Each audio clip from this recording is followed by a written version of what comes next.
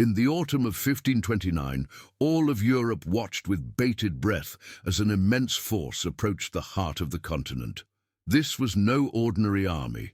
It was a vast coalition of warriors from all corners of the Ottoman Empire, united under the crescent and star, advancing with one goal, the conquest of Vienna.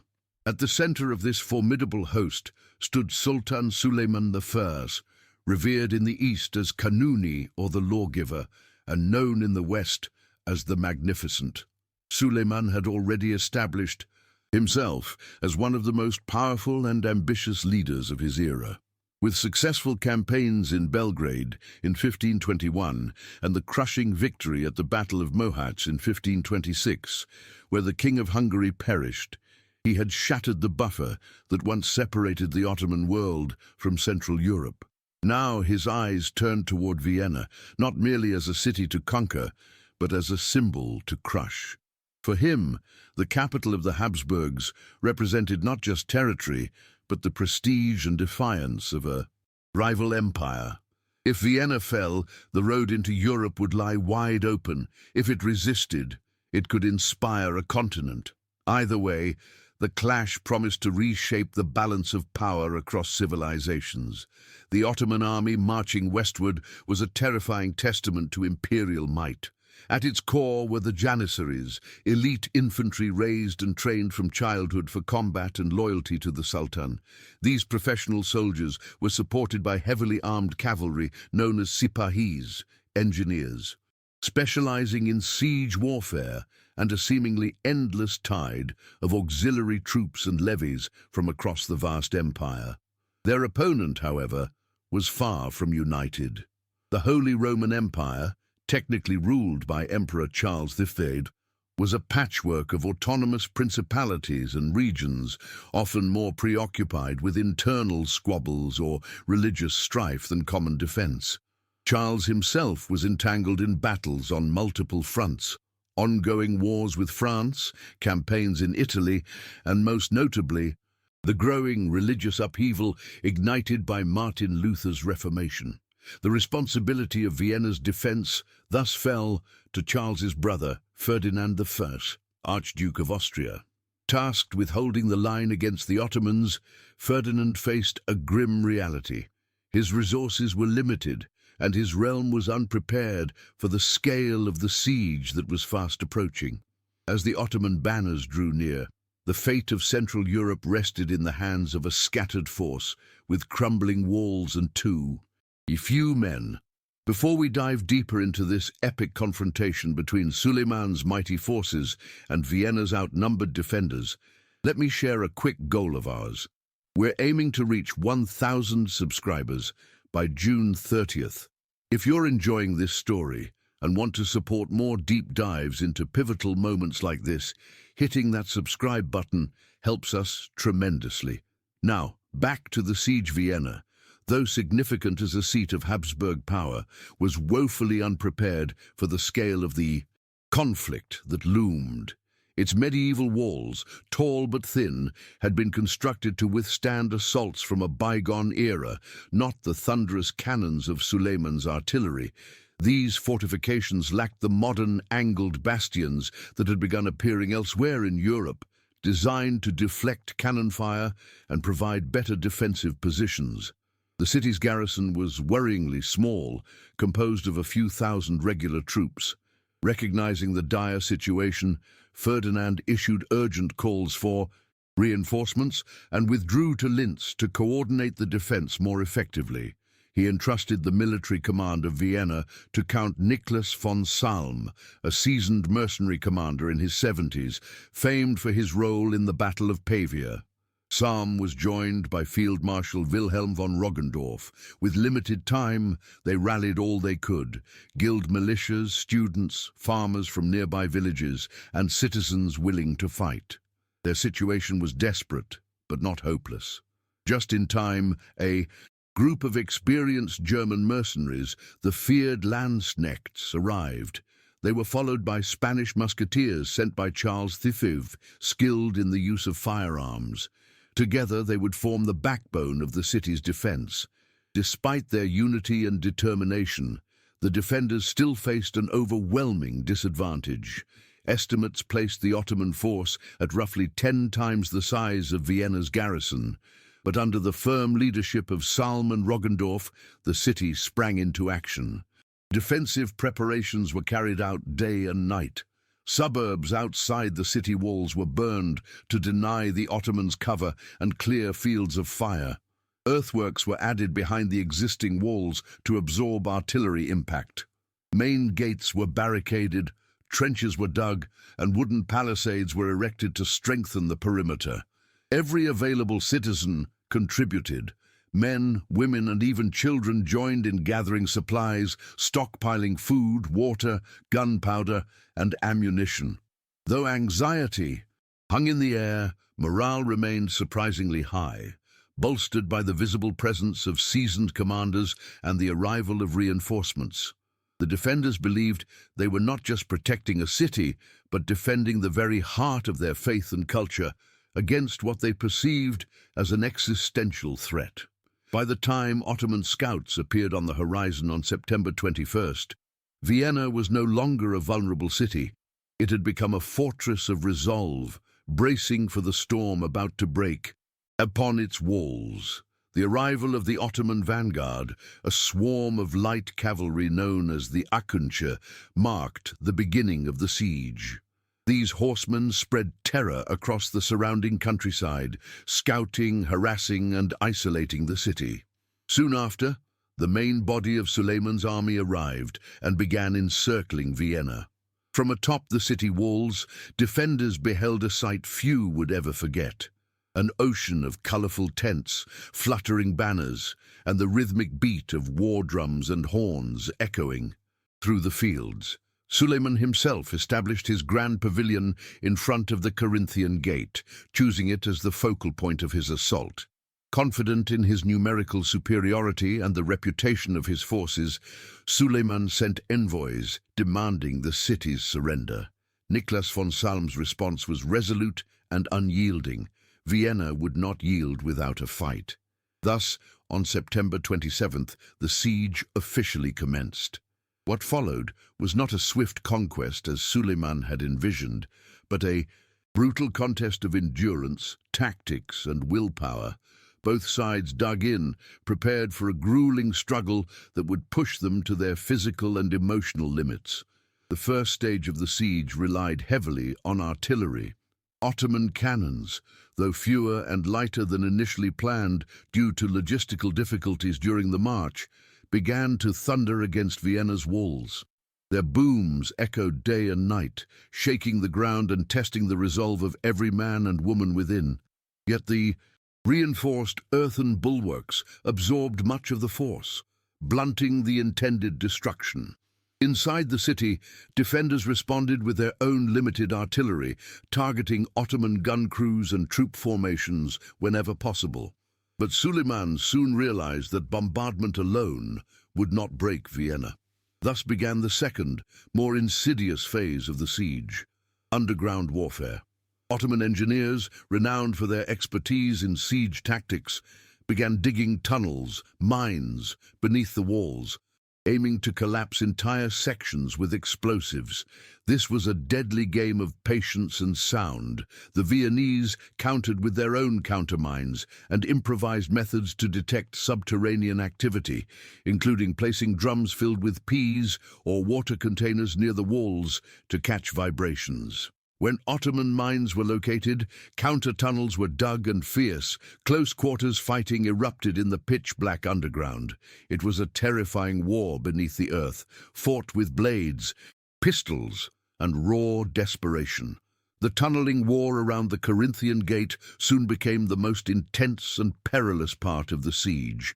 Time and again, Ottoman sappers managed to plant large quantities of gunpowder beneath Vienna's fortifications, igniting explosions that rocked the city and opened dangerous breaches in the walls. Yet the defenders, working tirelessly under the direction of Salm and Roggendorf, repaired the damage as fast as it occurred. Behind every shattered section, a new, Barricade was built. Rubble was transformed into makeshift defenses. No matter how many times the enemy breached the outer layer, the defenders met them with steel and fire.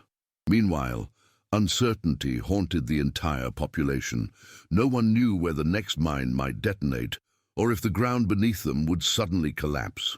Soldiers slept in shifts. Civilians clutched weapons at all hours. Tension hung like a storm over Vienna. Still, the city endured. Every failed mine and every repaired. Breach was not just a tactical victory, it was a psychological triumph. It told the Ottomans that this city would not be broken easily, and each failed detonation chipped away at the morale of an army that had expected a swift conquest. As October arrived, the siege escalated into its bloodiest chapter. With time slipping away, the Ottomans launched their first large-scale infantry assaults. The primary target remained the Corinthian Gate, where mines and bombardments had left the defenses. Weakened, waves of janissaries and supporting troops charged under the hail of musket fire, arrows and stones. The defenders responded with unrelenting resistance. The German Landsknechts formed tight pike walls in the breaches, halting the Ottoman advance in brutal hand-to-hand combat. Spanish musketeers fired from behind improvised barricades, picking off targets with precision. Ordinary Viennese citizens fought alongside the professionals, wielding clubs, boiling oil, and anything else they could find to repel the invaders. The fighting was savage, chaotic and relentless. Amid the smoke and screams, von Salm, despite his advanced age, was frequently seen at the front lines, urging his men to stand firm. Time and again, the Ottoman attacks were beaten back with heavy losses. The defenders' unity and resolve stunned Suleiman's forces. The Janissaries, so often invincible, began to question their mission as casualties mounted, and the walls of Vienna continued to hold. By mid-October, the pressure on both sides had reached a boiling point. The Ottoman camp, once a disciplined and organized war machine, began to deteriorate under the weight of its own ambitions. Heavy rains returned with the autumn chill, turning the sprawling field encampments into muddy wastelands. Supplies ran low. Thousands of horses and camels perished due to lack of forage and shelter. Disease crept through the tents. Dysentery and fevers weakened the troops just as they were expected to fight the most. Intense battles. For the defenders, however, the changing weather offered a sliver of hope. They remained within their walls, shielded somewhat from the elements, and each day they held out made Ottoman logistics more desperate. The siege had turned into a race against time. Winter loomed, and Suleiman knew that continuing operations in worsening weather could spell disaster. But retreating without victory was a bitter prospect. His soldiers, especially the Janissaries, were exhausted, frustrated and increasingly resistant to throwing themselves into more deadly charges. The dream of a swift triumph over Vienna had faded, replaced by a grim reality of attrition, sickness, and stalemate. Despite mounting difficulties, Suleiman made one final attempt to break Vienna's resistance. On October 12th, he convened a war council, determined to end the siege with a decisive blow. 2 days later, on October 14th, the Ottomans launched their most ambitious assault yet. A massive mine had been detonated beneath the Corinthian Gate, creating a wide, unstable breach. Through it, 3 Ottoman columns surged forward with grim determination. What awaited them was carnage. The defenders, well aware of the planned offensive, had reinforced the area and readied themselves for the onslaught. Landsknechts formed an unyielding wall of pikes. Spanish gunners positioned themselves to rain lead down on the invaders. Behind them, everyone capable of bearing arms prepared to fight, from veteran soldiers to university students and local bakers. What followed was a maelstrom of fire, steel, and screams. Primitive grenades exploded in the air. Smoke filled the breach. The air stank of gunpowder and blood. In the chaos, Nicholas von Salm was gravely injured when falling debris from an explosion struck him. Though he would survive the siege, his wounds would prove fatal months later. Still, the defense held, and by nightfall, the final Ottoman assault had collapsed. If this moment gripped you, as much as it did us, seeing an elderly commander stand firm while everything around him burned, go ahead and give this video a like and follow the channel. These stories deserve to be remembered, and your support helps us tell them with the depth they deserve. As the sun set on October 14th, an eerie silence settled over the Ottoman camp. The final assault had failed. The breach at the Corinthian gate had become a graveyard of broken weapons, scorched earth, and lifeless bodies. That night, sounds, unlike any the defenders had heard before, drifted from the enemy lines. Wails of grief, frustrated shouts, and according to some accounts, the cries of prisoners being executed. In a final act of rage and desperation, Suleiman is believed to have ordered the mass execution of Christian captives taken during the campaign, perhaps as a grim message or to prevent their liberation. For Vienna's defenders, the sounds were chilling, but they also confirmed what they had dared to hope. The siege was coming to an end. In the early hours of October 15th, the Ottoman army began withdrawing under cover of darkness.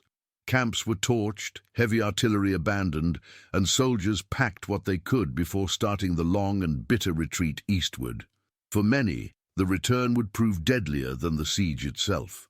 The cold intensified, supplies dwindled further, and the harrying attacks from Viennese cavalry and nearby garrisons ensured the Ottoman losses continued to mount. The retreat from Vienna was not just a physical withdrawal. It was a symbolic one. Suleiman had marched west with what was arguably the most powerful army of its time, expecting to bend a European city to his will.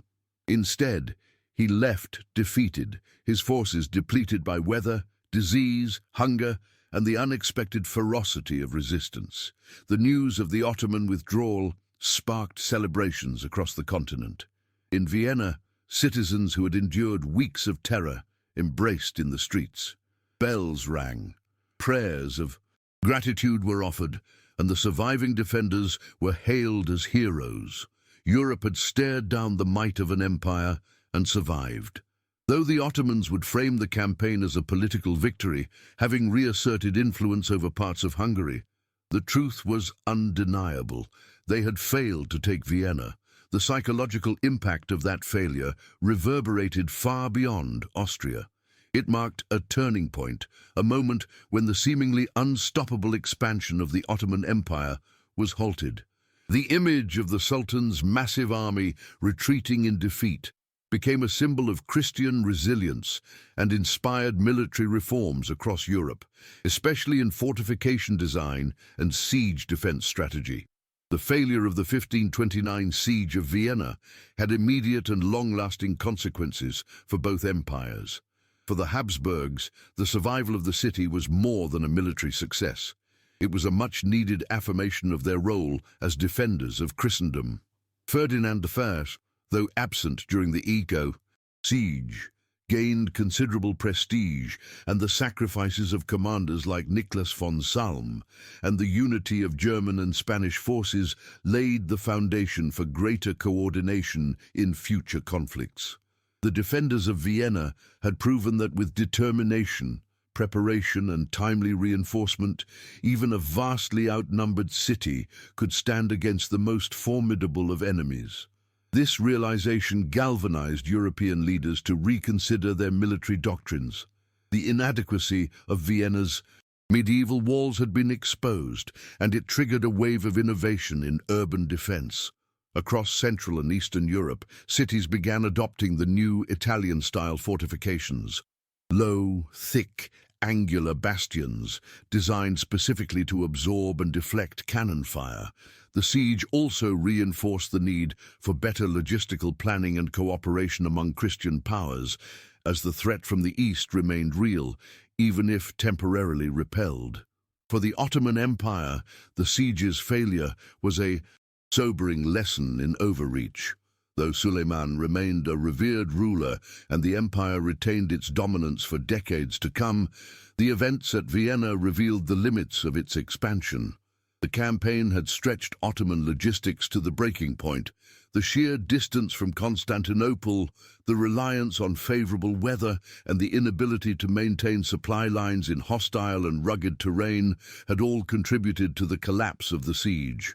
More importantly, it exposed a dangerous assumption that European resistance would crumble under pressure.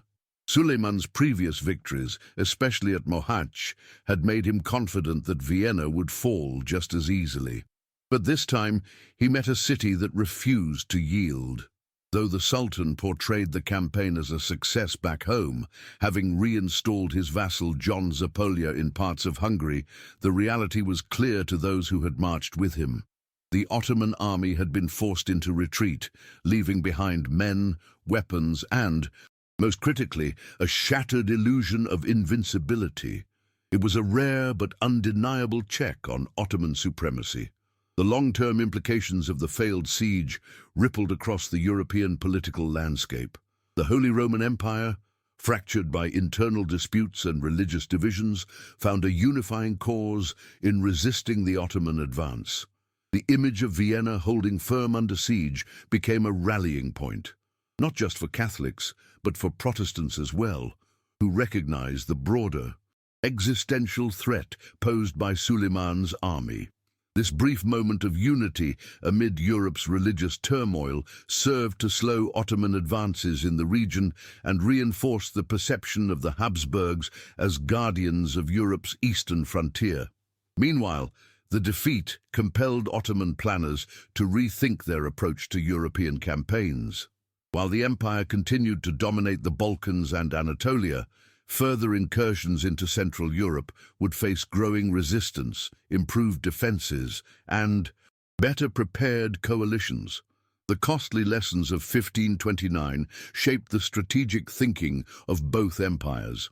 Although Suleiman would return to challenge Vienna again in 1532, and the Ottomans would later mount a second siege in 1683, the psychological impact of the first failed attempt was lasting. Vienna had become more than just a city. It had become a symbol of resistance and survival against one of history's most powerful military machines. The legend of Vienna's stand spread far and wide, inspiring both awe and strategic re-evaluation. In military academies and royal courts, the events of 1529 were dissected, debated, and studied. The siege demonstrated that brute force and numerical superiority were no longer guarantees of victory. Modern warfare would require coordination, intelligence, and above all, resilience.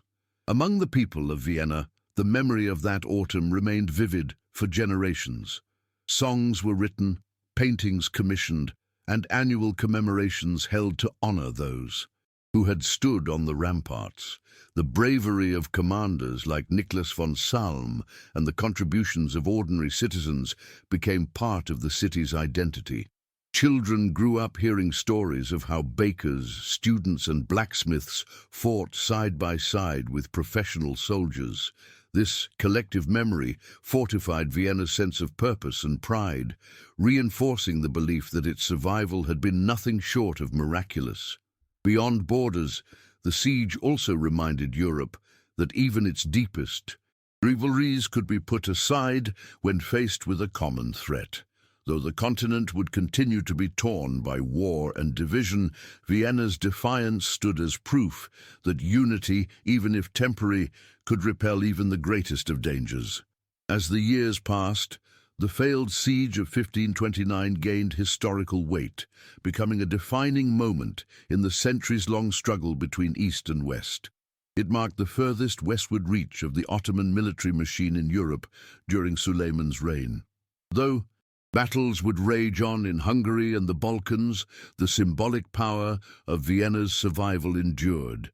It shaped diplomatic policies, military reforms, and the identity of empires on both sides. For the Ottomans, it introduced caution into their Western campaigns. The resources lost and the morale shaken by the failed siege reminded the court in Constantinople that conquest was no longer assured by grandeur alone. For the Habsburgs, it was an affirmation that their dynasty, however divided or flawed, was capable of uniting diverse peoples in defense of a common cause. In that regard, Vienna's resistance became a case study in leadership under crisis, the power of citizen mobilization, and the tactical importance of urban fortification. More than a military encounter, it was a psychological turning point in the long narrative of empire and resistance, one that revealed not just the limits of expansion, but the unyielding spirit of those who defended their homes. Nicholas von Salm, gravely wounded during the final Ottoman assault, became an enduring symbol of Vienna's resilience. Though he succumbed to his injuries months after the siege ended, his leadership had already cemented his legacy. He was honored posthumously across the Holy Roman Empire, celebrated not only for his tactical brilliance, but for his unshakable resolve in the face of overwhelming odds. Alongside him, the roles of Spanish musketeers, German mercenaries, and ordinary Viennese citizens were immortalized in both historical record and folklore. Their combined stand against one of the world's most formidable armies became a cornerstone of Austrian national pride. Over time, this narrative extended beyond national borders, influencing the collective memory of Christian Europe. The siege came to represent the idea that unity, discipline, and courage could overcome any adversary, no matter how powerful. It became a symbol invoked in later conflicts, proof that perseverance and strategic defense could defeat even the most confident of attackers. Salm's sacrifice and the courage of those who stood with him lived on in Vienna's streets, in its culture, and in the enduring belief that the spirit of resistance could triumph where brute force had failed. Though the Ottomans would once again march toward Vienna more than 150 years later in 1683, the legacy of 1529 remained firmly etched into European consciousness. The first siege had proven that even the greatest empire of the age could be stopped, not by a massive counterforce, but by preparation, unity, and sheer willpower. For Suleiman, the campaign was a rare blemish in an otherwise triumphant career, and while he masked the defeat in court propaganda, history told a different story. The psychological blow dealt by Vienna's resistance signaled to the rest of Europe that the Ottoman war machine was not infallible. The siege also influenced the broader course of European geopolitics.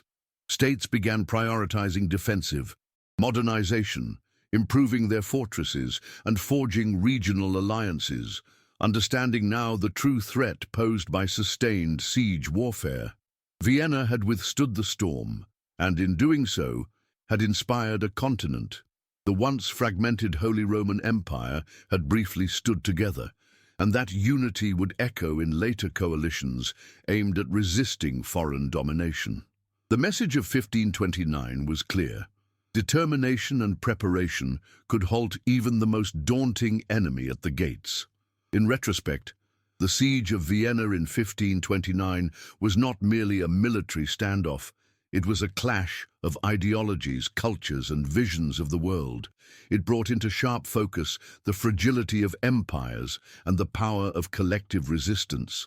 The defenders of Vienna, outnumbered and outgunned, chose to resist, not out of blind defiance but out of conviction.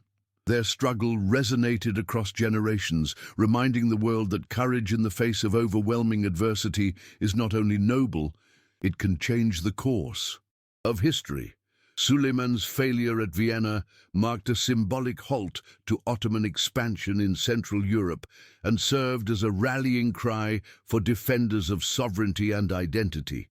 It reinforced the importance of adaptability in warfare and the enduring power of local resistance. From the rubble of destroyed fortifications emerged a strengthened resolve, a more united empire, and a legacy that still echoes in the stones of Vienna's streets. History remembers this moment not for the scale of armies involved, but for the will of those who refused to surrender. Against all odds, they endured. And in doing so, they reminded the world that sometimes resilience is mightier than conquest. Now I'd love to hear your thoughts. What stood out to you most about this siege? Was it the resilience of Vienna's citizens, the scale of the Ottoman campaign, or the legacy it left behind? Drop a comment below. Your feedback helps us grow and bring more untold stories like this to life.